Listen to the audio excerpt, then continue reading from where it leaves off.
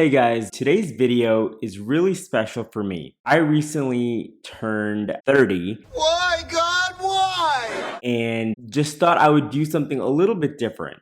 I thought that for the 30 years that I have been alive and here on this earth, that I would go through every year and kind of list my favorite movie of each year. Now, I want to make sure that I make that distinction very clear. These movies may not be the best movie per se, but it's what I consider my favorite. Some of these movies may not be the best script or the Oscar-winning movies, but these are movies that for whatever reason in that kind of stage of my life or whenever I did watch it, it hit me and it resonated with me in a way where it's my favorite movie of that year. And so there's 30 movies to get through, and so I'm going to do my best to get through them as quickly as possible. I'm not going to go really in depth on every movie, but hopefully you get a little bit of insight into the way my interests kind of work. So let's go and start back in 1992 with a personal favorite of mine, Home Alone 2. Home Alone 2 is a staple in my family tradition. We watch it literally every year for Christmas. I know some people prefer the original and they think Home Alone 2 is just kind of a carbon copy. For me, there's something that I like about him not just being confined to his house, but being out in New York City with all of the good feeling vibes that come with Christmas. It's a movie that I love, and it is still a movie I watch every single year around Christmas. Moving on to 93, Jurassic Park. It is the movie that, honestly, as a kid, made me fall in love with dinosaurs, as odd as that might be, because dinosaurs are trying to kill children in the movie. The way Steven Spielberg directed this movie, it just made me fall in love with dinosaurs, the tension that he built in certain scenes, and the blend between practical effects and CGI were seamless that I would say most of it still holds up. 1994 was a tough one for me, and so I actually have an honorable mention. My honorable mention is The Shawshank Redemption. It's a movie that I love, but for the purposes of this video, my favorite animated movie of all time, and that is The Lion King. The Lion King is beautiful. It's a story of loss, of acceptance of who you are, and it's just the movie that I've probably seen the most in my entire life. My parents bought the VHS, and growing up, I watched that over and over and over. The songs are probably the most memorable of any Disney movie as a whole, and it's just my favorite animated movie of all time. And so for 1994, it's The Lion King. 1995 brought Toy Story, which was a movie that revolutionized animated movies.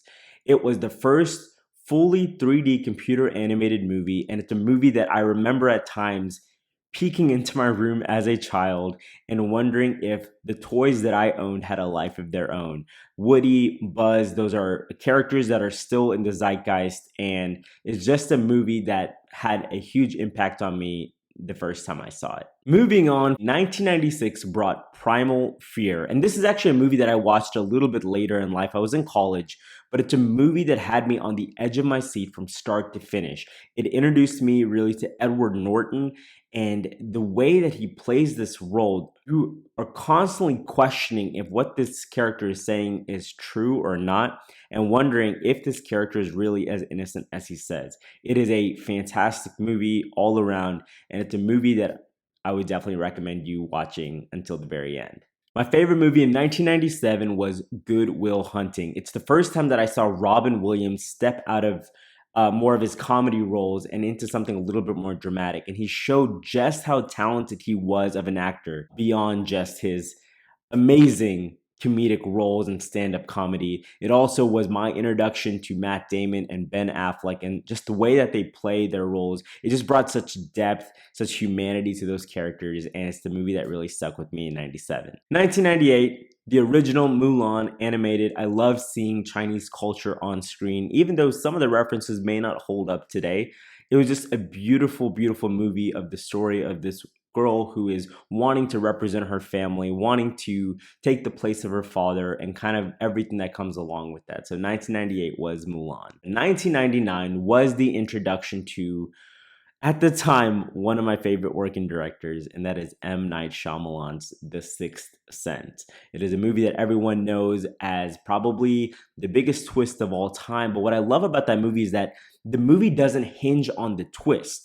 Once the twist was revealed to me, when I went and rewatched the movie, it was like watching a new movie a second time, because what it was I was able to see the movie from a different viewpoint, and the movie works in that viewpoint as well. And it's just a beautifully made movie and made the world wonder, is M. Night Shyamalan going to be the next big thing?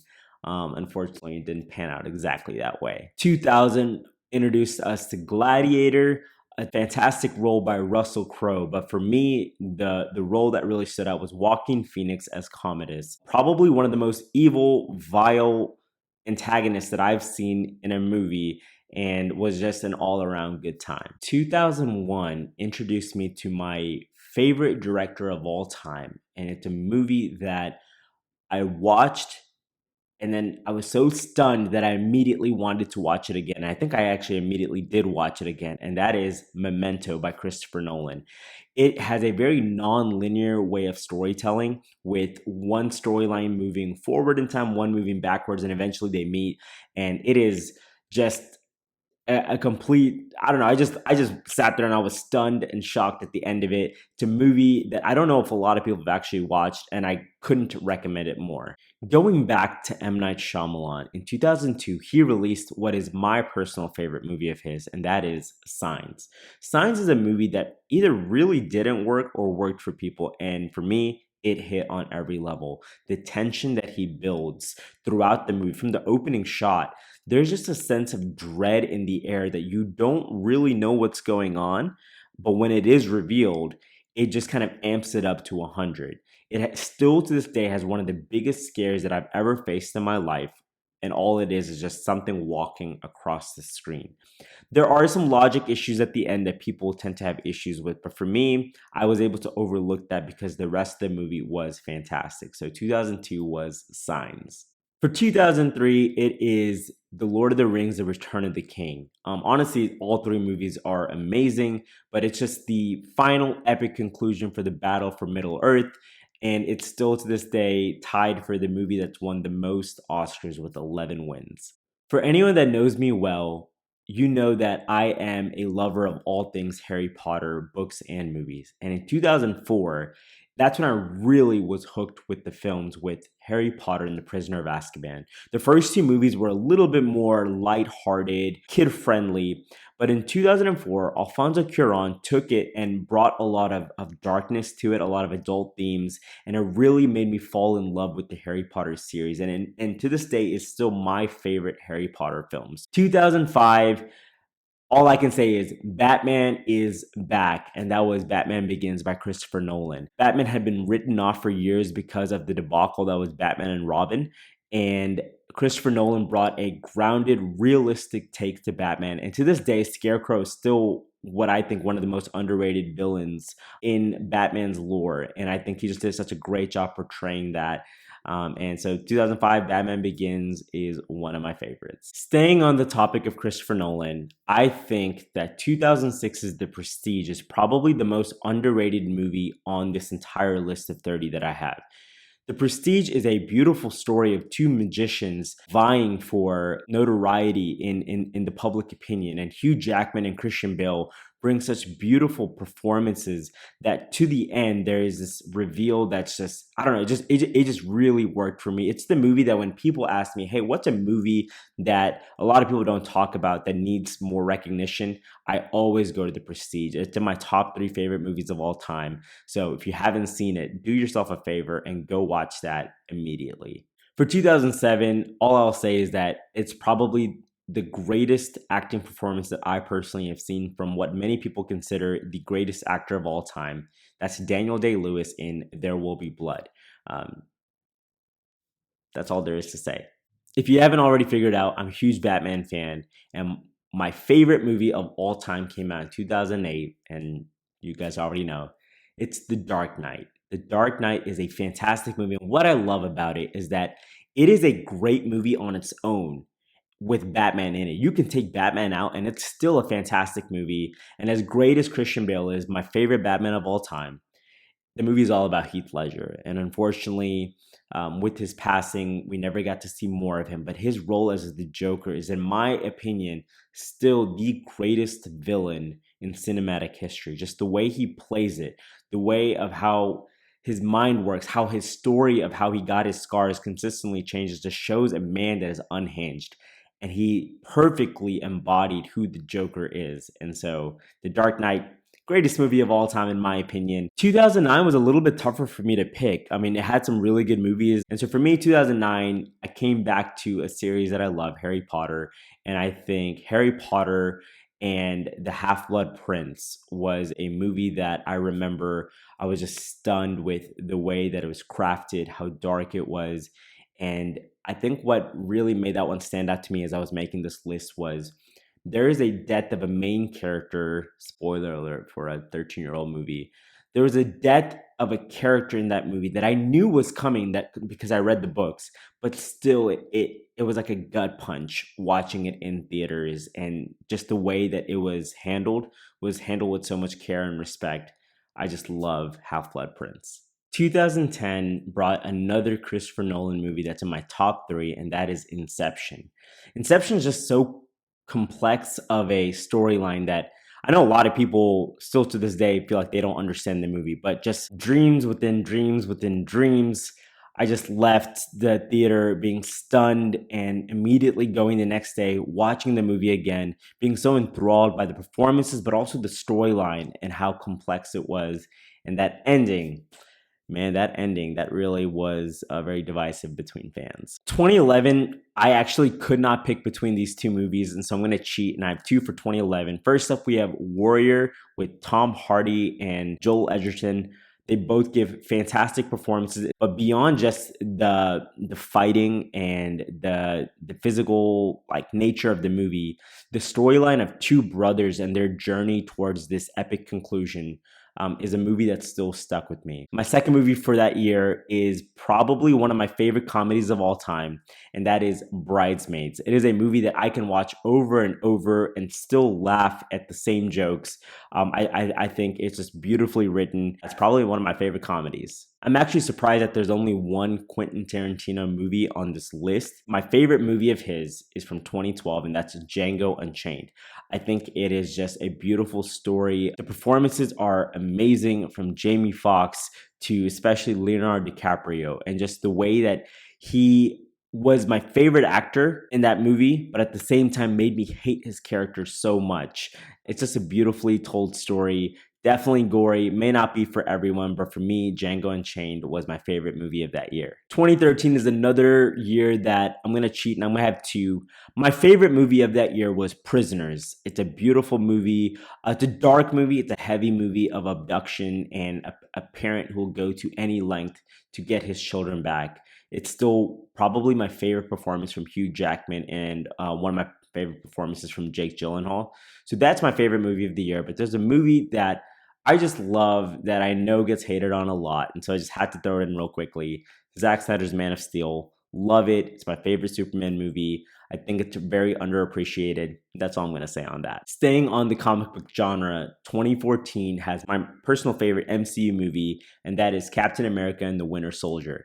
Not only is it a great superhero movie, it's just a spy espionage movie. It was the introduction of the Russo brothers to the MCU, who have made, to me, just four fantastic movies in this universe that I love so much, and was a great evolution from my favorite character in MCU, which is Captain America.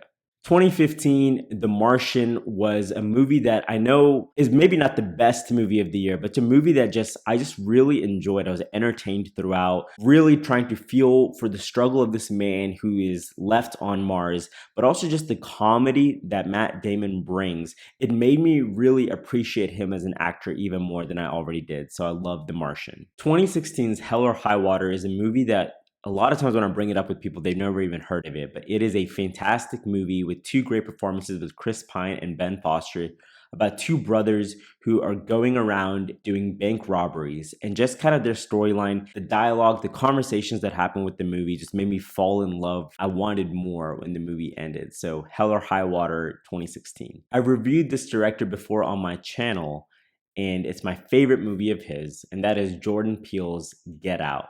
I did not know what to expect going into this movie. I was like, The trailers made it look like a really kind of like a psychedelic trip. I knew it was going to have some commentary, but man, did this movie work on every single cylinder. The storyline itself, but just the commentary behind it. It was just such a complex movie, but a movie that I think that was palatable for everyone. It's one of my favorite movies of all time. Jordan Peele is probably my second favorite director working today. And it is a movie that I think just works on so many levels. 2018 was a year of horror, and the two favorite movies of that year for me were both horror movies, and so I have to address both of them here. One was John Krasinski's A Quiet Place. I remember watching that movie, and the silence was deafening to the point where just the slightest sound or fidget or bag opening in the theater was so loud, and the tension that he brought through silence was just amazing directing, and I loved it. Another horror movie that I watched actually a year later, but still sticks with me and still unsettles me to my core, is Hereditary. It is a movie that the first 90% of it I was loving and was very unsettled. And then the last 10% of the movie happens. The movie ends and I was frightened. I remember watching this movie by myself in my apartment. My wife was at work and I was legitimately frightened sitting there. And that doesn't happen very often. And so Hereditary is a movie with psychological twist to it, with really, really deep horror elements. And I think it's just kind of a masterpiece on every level. 2019 brought one of my favorite foreign movies of all time. I was very limited in my foreign film knowledge growing up. It was very limited to Bollywood movies that I would grow up watching with my family. But in 2019, I saw Bong Joon-ho's Parasite. I don't have enough good things to say about this movie. Just the commentary on levels in society, socioeconomic status, and how that can affect the way people view themselves and view the world. It's got comedy, it's got horror, it's got drama. It's just kind of got a little bit of everything mixed together into this bowl. And I just thought it was a fantastic movie and very, very deserving of winning Best Picture. The first foreign film to win Best Picture at the Oscars. Couldn't have been happier for it. Definitely deserved it. 2020 saw the pandemic hit and a lot of movies get delayed. That year, I just saw a lot more very indie art house films. And for me, the movie that just really struck a chord inside of me was The Sound of Metal with Riz Ahmed. It's a quiet performance, literally. There's not a lot that happens, but just watching the story of this man who is a drummer for a metal band, loses his hearing, and his journey dealing with his situation was just a beautiful story. 2021, I'm probably gonna lose some people here, and I'm okay with that because I am standing on this hill. 2021, I know that there were better movies that came out, but for the movie that I've been waiting for years, I never thought I would actually see it, and it finally got its release. I woke up at 6 a.m. to watch all 4 hours in its glory, and that is Zack Snyder's Justice League. This is a movie that I could do a whole video just on everything that happened with this movie. But for Zack Snyder to see his vision come to life, the vision that was once taken away from him and was messed with and a horrible version put out in 2017, just to see him get to fulfill his vision for it was amazing. And here we are. We're in 2022. The year's not over. And so I don't want to say I have a definitive favorite movie for this year, but I figured I've got to hit, my 30th movie on this list. And so my favorite movie of this year so far, The Batman. I love the noir take on him. I love how we get to see Batman truly be a detective. He's the world's greatest detective in the comics, and it's the first time we've really gotten to see that in depth. I love Robert Pattinson. He is beyond just Twilight Boy that a lot of people see him as. He is a phenomenal actor. He brought such a subtlety. People fail to realize that this is Batman year 2. And so he's still figuring out who he is. And by the end of the movie, I really do think he is the Batman that we all know and love. Guys, that's it. Those are my favorite movies of every year that I've been alive. Movies just hit people differently. And so these are mine. I may have listed some movies that you really dislike, and that's okay. That's what I love about movies, is that we all have our own opinions. Movies hit us all in different ways, but we can all love the art form together. And so I had a lot of fun putting this together. I know this was a long video. I appreciate if you stuck through to the end. I would really, really appreciate if you guys would let me know in the comments. What are some of the movies that I listed that you agree with? Are there any movies that I really missed or overlooked? Please let me know in the comments. I would love to interact with you. So leave me your thoughts below. If you haven't already, please subscribe, please like. All of those things really help me as a channel. And I just appreciate all of you guys. Thank you guys so much for your support, and I appreciate it. I'll talk to you guys soon.